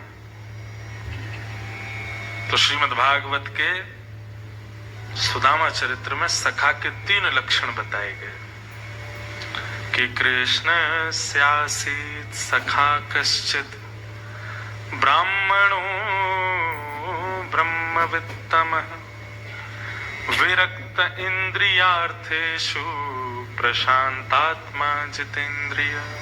3 लक्षण, बहुत ध्यान से सुनिएगा। विरक्त इंद्रिय, प्रशांतात्मा और जितेंद्रिय, ये 3 लक्षण सखा के अंदर होने चाहिए। कई लोग होते हैं वो ठाकुर जी को सखा मान लेते हैं और सखा मान करके फिर प्रदर्शनी में ठाकुर जी के साथ अनुचित व्यवहार करते हैं। सोशल मीडिया के टाइम पे कैसे लोग हो गए, देखो देखो हमारे ठाकुर जी दूध पी रहे हैं, वीडियो ऑन करके उसको इंस्टाग्राम पे डाल दिया। एक तो मैंने बड़ी विचित्र वीडियो देखी, अब मैं बोल दूंगा तो लोग काट के उन लोगों को ट्रोल करेंगे, वो मुझे अच्छा नहीं लगता। पर ठाकुर जी को फ्रिज में रखा है और फिर वीडियो बना के बोले हमारे ठाकुर जी कहाँ है, सिंहासन पे तो है नहीं। फिर दौड़ के गए, फ्रिज खोल के देखा तो मक्खन के ऊपर, ओहो देखो ठाकुर जी मक्खन खा रहे हैं। किसी दिन ठाकुर जी ने फ्रिज में बंद कर दिया ना आपको, तो फिर क्षमा लायक भी नहीं बचोगे। यहाँ टेम्परेचर 5 से 1 यदि पहुंच जाता है तो हम हाथ पांव कांपने लगते हैं, ठाकुर जी कृपा करो। आप माइनस टेम्परेचर में ठाकुर जी को बैठा रहे हो केवल रील्स बनाने के लिए। ये सखा के नाम पर जो आडंबर बहुत लोग करने लग गए ना, हमारे वृंदावन में तो बहुत होने लगा है। वृंदावन में नहीं होता है, बाह्य पक्ष के लोग वृंदावन में आकर के करने लग गए। ये नहीं होना चाहिए। सख्य के 3 लक्षण हैं। सबसे पहला विरक्त इंद्रिय। अब विरक्त इंद्रिय और जितेंद्रिय, इन दोनों में कई लोगों को लगता है कि एक ही बात है। बहुत ध्यान से सुनिएगा सब लोग। इंद्रियां कितनी होती हैं? 10 पंच ज्ञान इंद्रिय और पंच कर्म इंद्रिय। ज्ञान इंद्रिय, कर्म इंद्रिय, आंख, नाक, जीव, कान, त्वचा, हाथ, पैर, मुख, गुप्त इंद्रिय, ये 10 हैं। तो पहला बताया गया विरक्त इंद्रिय। विरक्त इंद्रिय का मतलब यहां ऐसा लगाते हैं कि जो अपनी इंद्रियों को संसारी विषयों से विरक्त करके केवल भगवत रस की ओर ले जाता है। मतलब उसको भूख लगती है तो वो प्रसाद ही पाता है, देखने की इच्छा होती है तो दर्शन ही करता है, सुनने की इच्छा होती है तो भगवत वार्ता ही सुनता है, स्पर्श की इच्छा होती है तो ठाकुर जी को ही छूता है, सुगंधी की इच्छा होती है तो ठाकुर जी के चरणों के इत्र का ही सुगंधी लेता है। मतलब अपनी इंद्रियों को भगवत विमुख वस्तु किसी भी रूप में न देना एक प्रकार से विरक्त इंद्रिय का लक्षण है। उसकी इंद्रियां संसार के भौतिक वस्तुओं से विरक्त हो चुकी हैं, केवल भगवत वस्तु का सेवन करती हैं, वो विरक्त इंद्रिय है। हमारे श्री हितवंश महाप्रभु, नाम सुना है? आतुर हित हरिवंश पुकारो, श्री राधा राधा नाम, सघन कुंज यमुना तट आयो, प्यारो राधा वल्लभ लाल, वृंदावन प्यारो। श्री राधा वल्लभ लाल जी को वृंदावन में जिन्होंने विराजमान किया, ऐसे श्री हितवंश महाप्रभु, भगवान की वंशी के अवतार। हरिवंश महाप्रभु के चरित्र में एक बहुत सुंदर लीला आती है कि जब आप छोटे थे ना, तभी से आपका नियम था, प्यास लगती थी तो वही पानी पिएंगे जो ठाकुर जी को भोग लगा हो। ठाकुर जी की झारी जी का जल हो, ठाकुर जी का चरणामृत का जल हो, चाहे प्यासे मर जाएंगे लेकिन उसके अलावा कुछ नहीं पिएंगे। और भूख लगेगी तो वही पाएंगे जो ठाकुर जी को पधराया जा चुका है। उसके अलावा चाहे दुनिया के बहुव्यंजन सामने रख दिए गए हों, भूखे सो जाएंगे लेकिन ठाकुर जी की वस्तु लिए बिना नहीं सो। एक बहुत सुंदर लीला सुना है। एक बार हरिवंश बालक थे, छोटे बालक है, जैसे बालक खेल रहे हैं ऐसे छोटे छोटे बालक थे।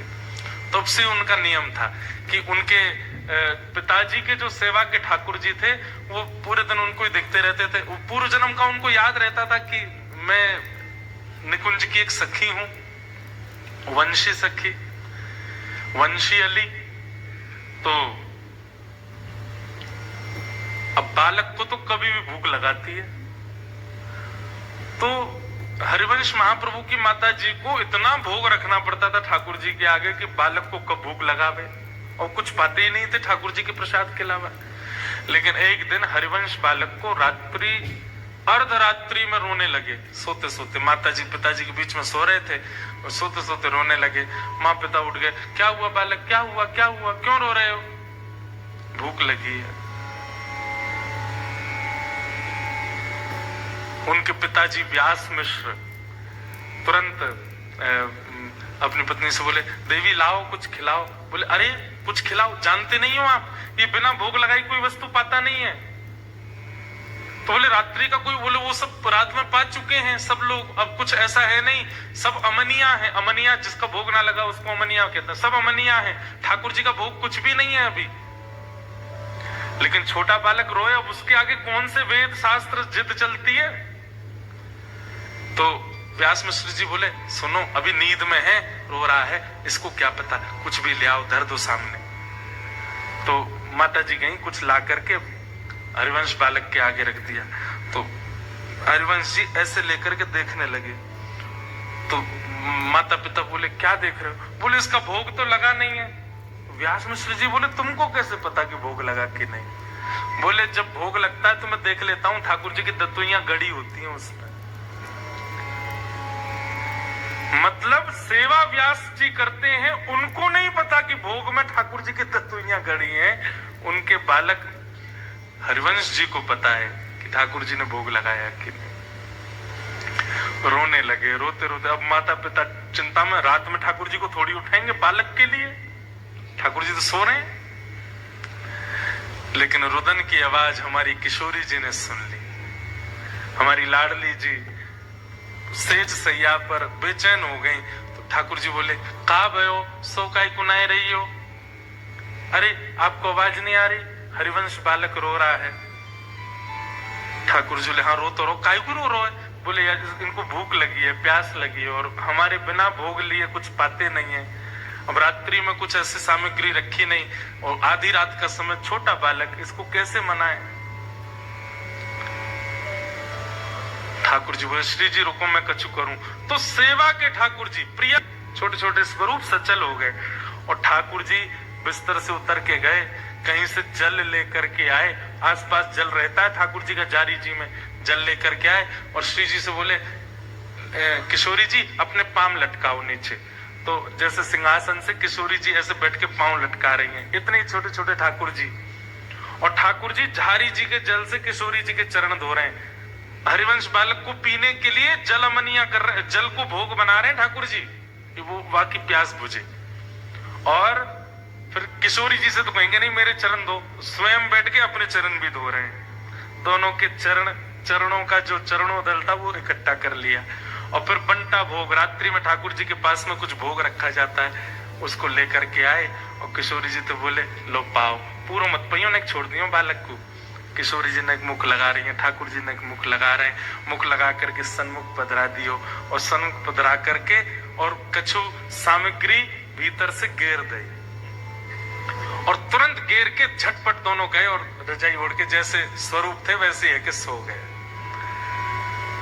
व्यास मिश्र जी को आवाज आई, बोले अरे ठाकुर जी के कक्ष से आवाज आ रही है।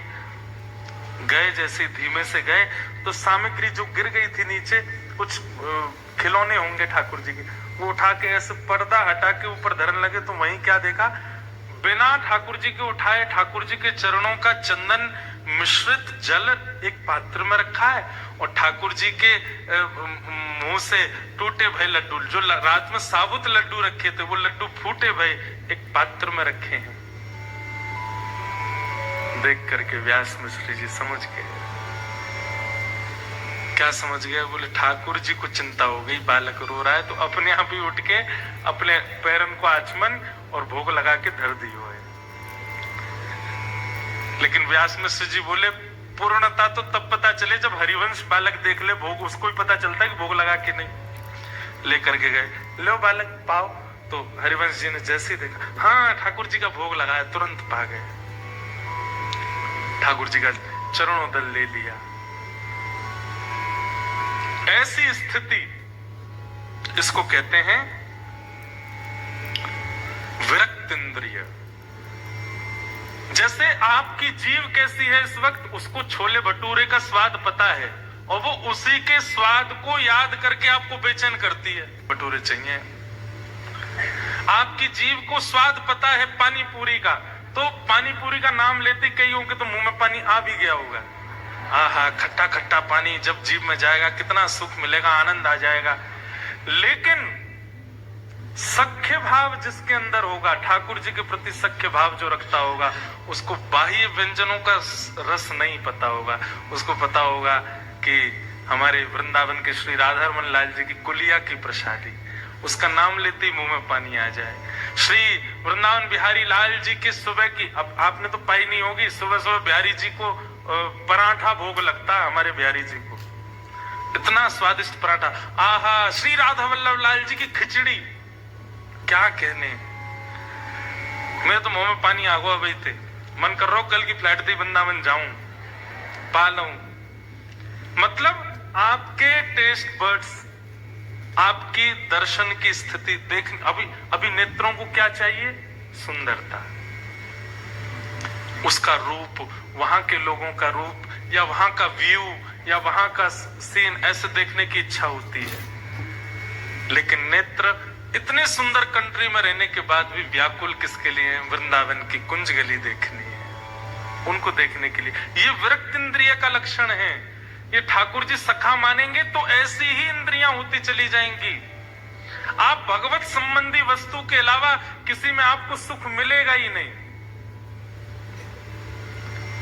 ब्याह में जाओगे, लड़का लड़की एक दूसरे को माला पहनाते, सब लोग आहा क्या राम सीता की सी जोड़ी, आपके मन में आएगा खाक राम सीता की सी जोड़ी। अभी आपने हमारे वृंदावन प्रिया प्रियतम बसो मोरे नैनन में यह जोड़ी, बसो मोरे नैनन में यह जोड़ी, नव सांवरो नव दुल्हे ब्रजराज सांवरो दुल्हन राधा गोरी दुल्हन राधा गोरी बसो मोरे नैनन में यह जो ओ बसो मोरे नैनन में हित हरिवंश करी न्योछावर हित हरिवंश करी न्योछावर चिरजियो यह जोरी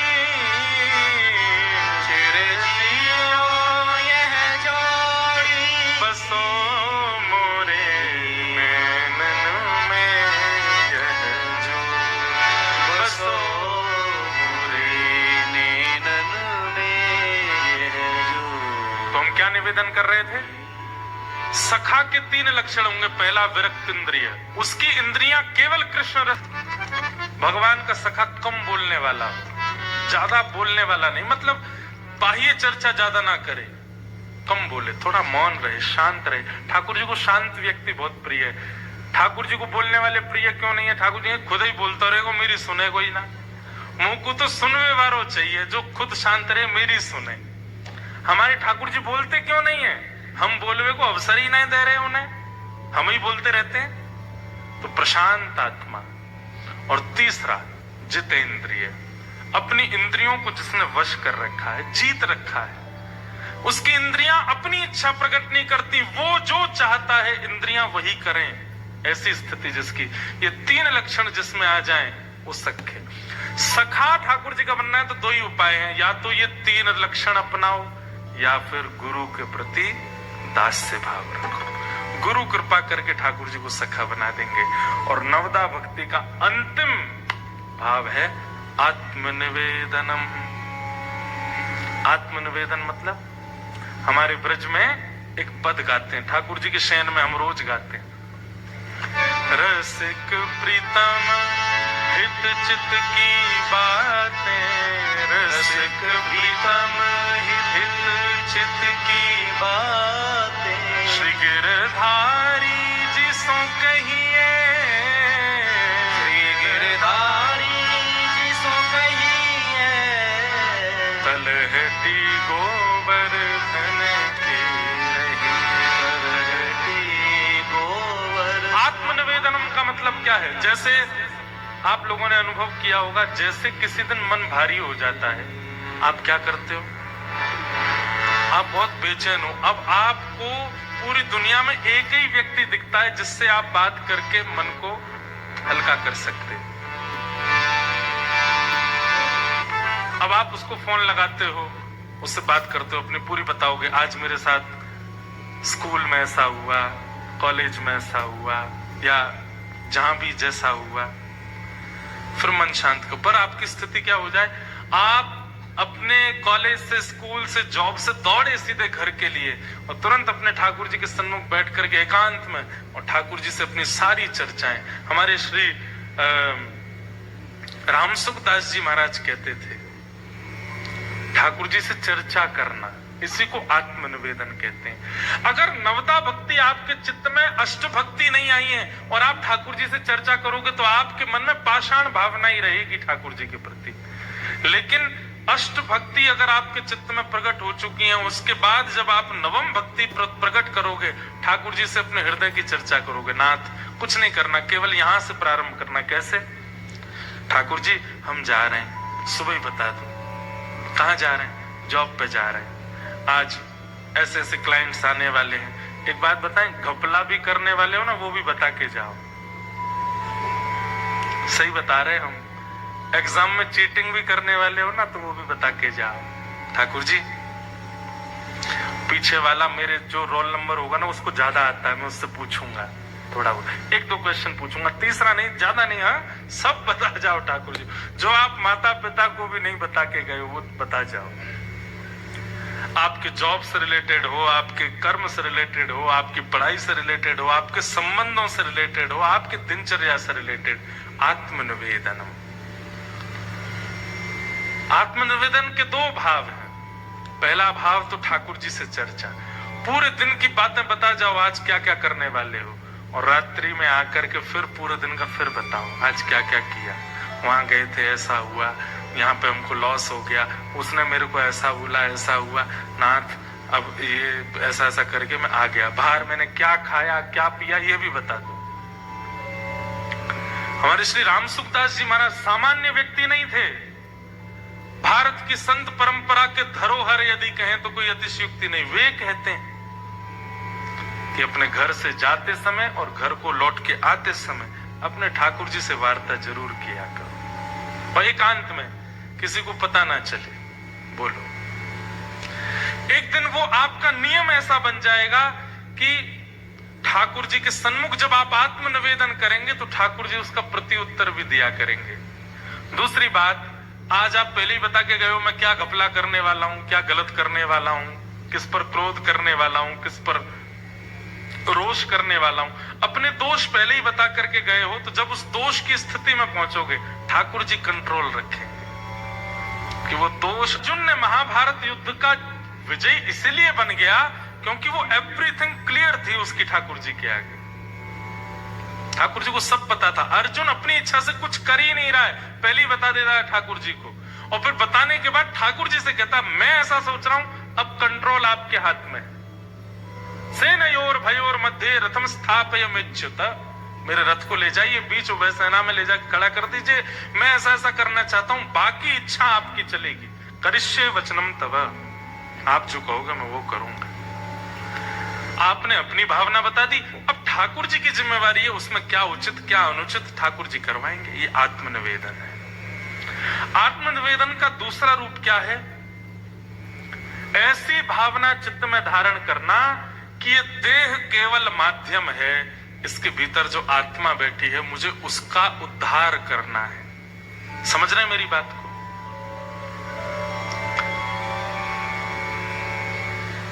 आप विदेश में रहते हैं, लोग लंदन में रहते हैं, अमेरिका में रहते हैं, ऑस्ट्रेलिया में रहते हैं, लोगों से मिलते हैं। हर किसी का उस देश में बसने का भाव नहीं होता, हर किसी का। कुछ कुछ लोगों का नहीं होता है। कुछ लोग किस लिए गए विदेश में कि हम महाराज जी बस इसलिए आए हैं, ये करना है, ये हो जाएगा, हम वापस अपने देश चले जाएंगे। ठीक वैसे ही आप आत्मा हैं और आप इस देह में आए हैं।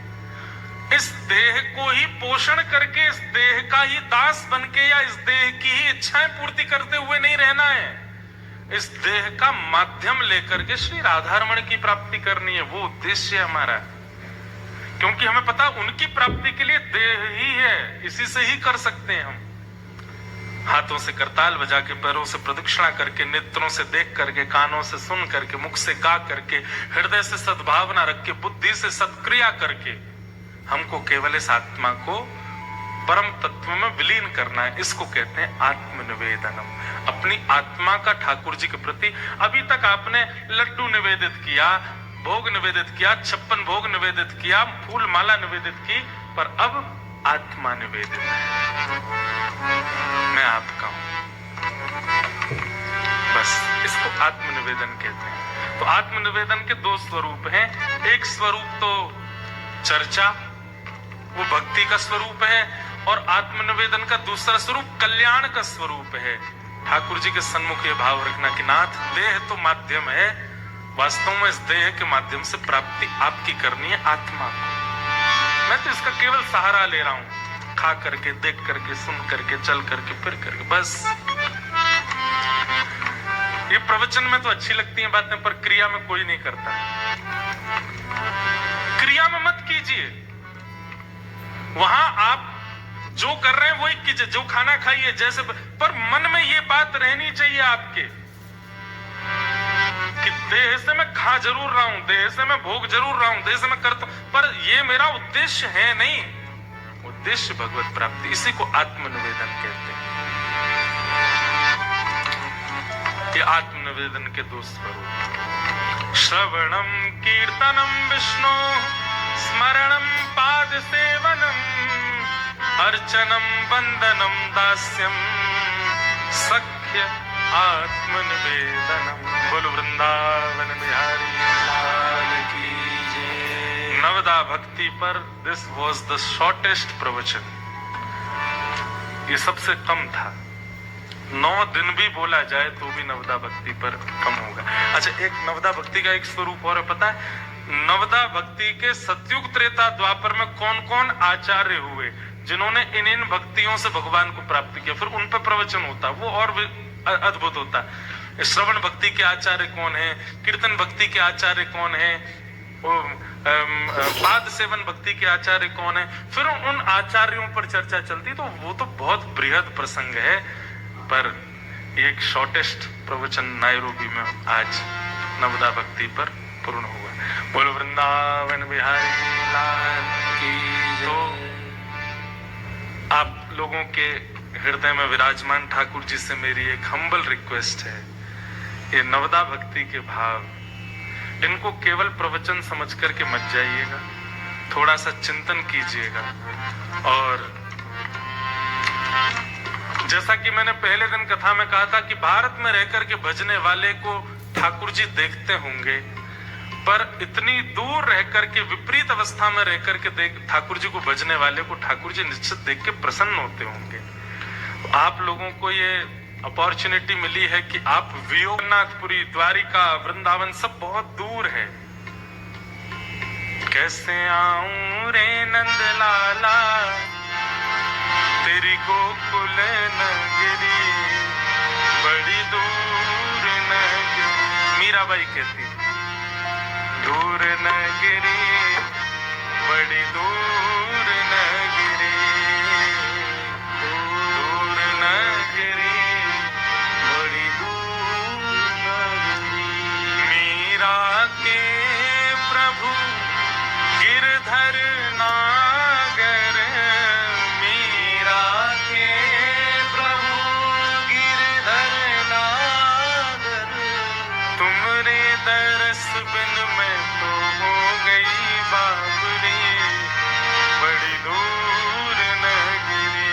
हाँ, तुम्हारे दर्शन में तो हो गई बाबरी, बड़ी दूर नगरी। ये भाव आप लोगों को गाना चाहिए।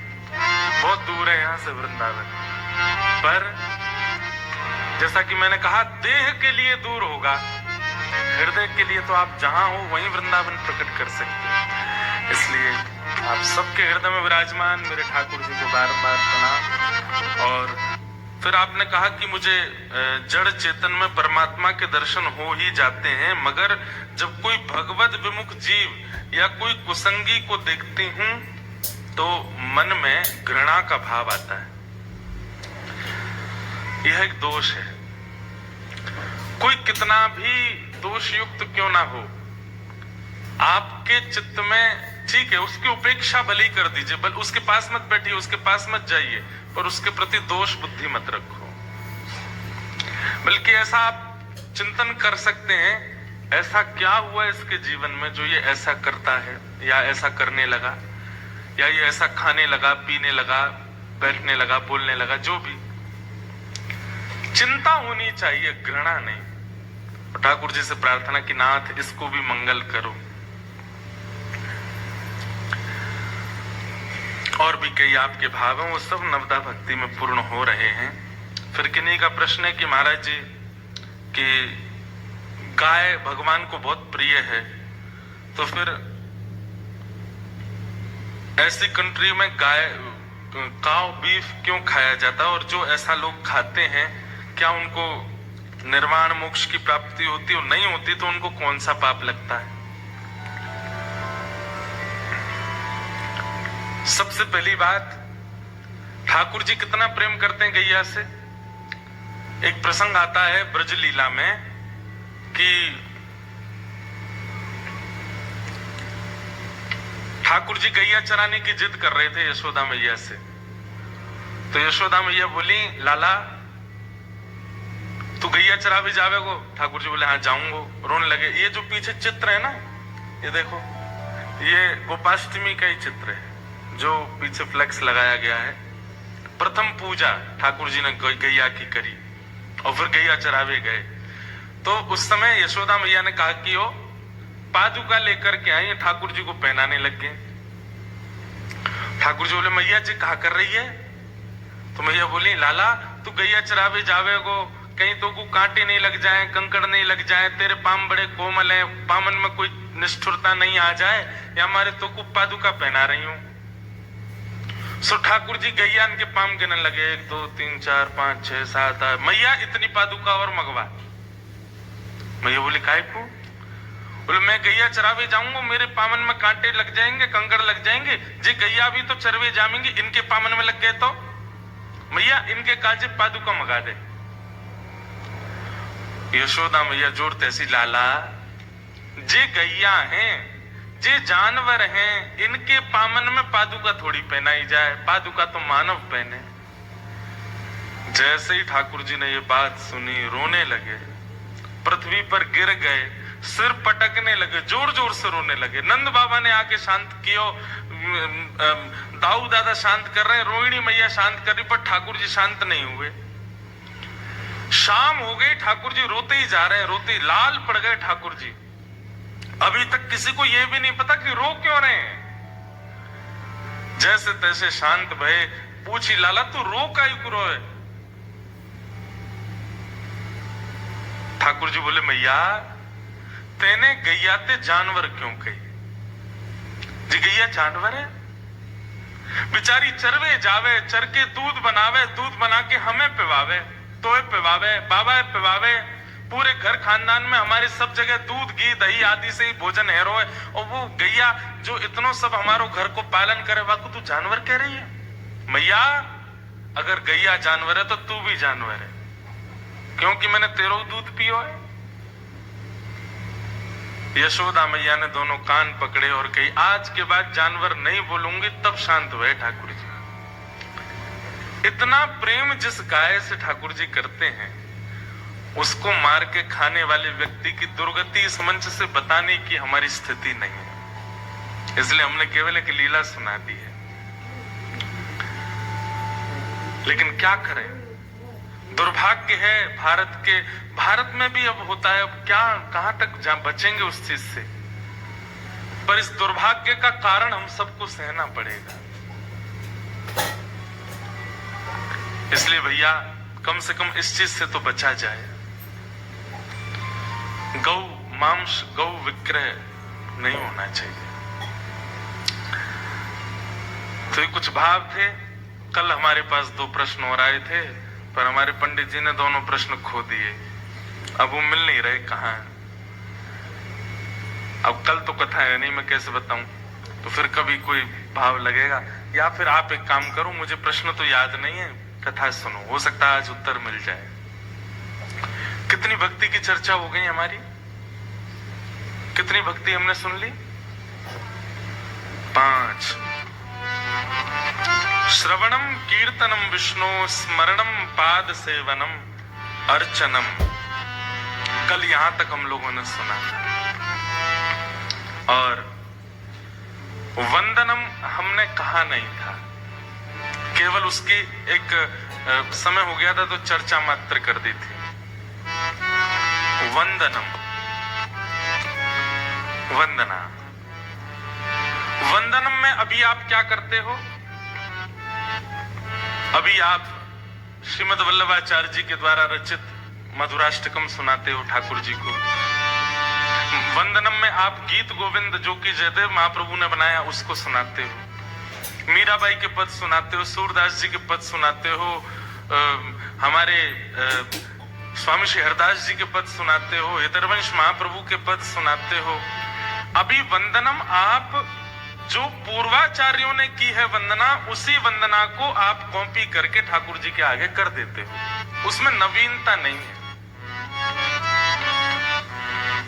प्राचीन भावों को ही आप निवेदित कर रहे हो, पर इसका मतलब ये नहीं करना नहीं है, करिए, पूर्वाचार्यों ने जो वंदना ठाकुर जी की है वो वंदना कीजिए, पर प्रयास कीजिए कि आप एक वंदना अपने हृदय से कुछ बना करके ठाकुर जी को निवेदित करो।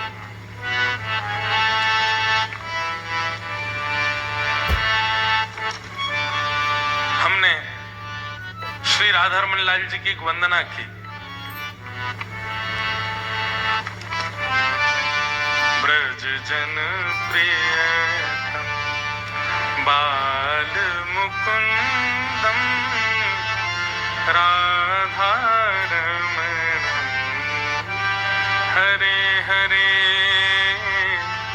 राधा रमण हरे हरे केसर तिलकम कृष्ण वरणम केसर तिलकम कृष्ण वरणम राधा रमणम हरे हरे राधा रमणम हरे। बहुत ध्यान से सुनिएगा, ये वंदना लिखने के पीछे कारण क्या था आज बताते हैं। हम श्री राधारमण जी बचपन से दर्शन करने जाते थे, पर राधारमण जी को स्पर्श करने का अधिकार नहीं है, वो तो गोस्वामी बालकों को ही है। मन में बहुत आता था कि कैसे करें, क्या करें कि श्री राधारमण जी को एक बार छू के देख लें कैसे हैं हमारे लाल जी। मन में सदैव ये चिंता सी एक बनी रहती थी कि इस जन्म में तो ठाकुर जी ये संभव होगा नहीं कि आप हमको स्पर्श को मिल जाओ। हमारी सबसे बड़ी जो बहन है, 3 बड़ी बहनें, उनमें सबसे बड़ी बहन का ब्याह राधारमण जी के गोस्वामियों में ही हुआ। तो हमारे एक भांजे और एक भांजी, तो जो भांजा है अब आगे चल के वो भी गोस्वामी है, वो राधारमण जी को छूता, हम तो उसके हाथ ही छू लेते हैं। मैंने भैया तू कल राधारमण जी को छुएगा, उनके चरण स्पर्श करेगा, उनके गाल छुएगा, उनके हाथ छुएगा, तेरे हाथ ही हम छू लें। ऐसी भावना आती है उनको देख के, लेकिन मन में एक संतोष नहीं था, ऐसा क्या करें कि राधारमण जी को कैसे तो स्पर्श हो। तब मन में एक भाव आया कि तन भले ही उस योग्य नहीं कि श्री राधारमण जी को छू सके, पर वाणी तो छू सकती है ना, वाणी का स्पर्श तो आप कर सकते हो। तब ये रचना बनाई, और आज राधारमण जी में चाहे हजारों वैष्णव जाते हो, हजारों में से 100 वैष्णव इस वंदना को गाते जरूर है वहां पर। तो भले ही मैं नायरोबी में हूं, भले ही मैं बाहर कथा कर रहा हूं, एक वैष्णव भी जाकर के यदि ठाकुर जी के सामने राधा रमणम हरे हरे बोलता है तो उसके भाव से भी मेरा स्पर्श हो जाता है। इसे कहते हैं वंदनम। ये मैं अपनी बात बता रहा हूं। और एक बात याद रखिएगा, भक्ति मार्ग में जब आप प्रकृष्ट स्थिति को आओगे, विशेष स्थिति को आओगे, तो आप वंदनाएं लिखने लगोगे। आपकी रचनात्मक स्थिति अपने आप बनने लगेगी। ये किसी से सीखा नहीं जाता, सिखाना नहीं पड़ता है। ये एक प्रकार का प्रमाण है कि आपकी भक्ति अब ठाकुर जी को प्रिय लग रही है, इसलिए आपके चित्त से अपने आप भाव कविता के रूप में निकल रहे हैं।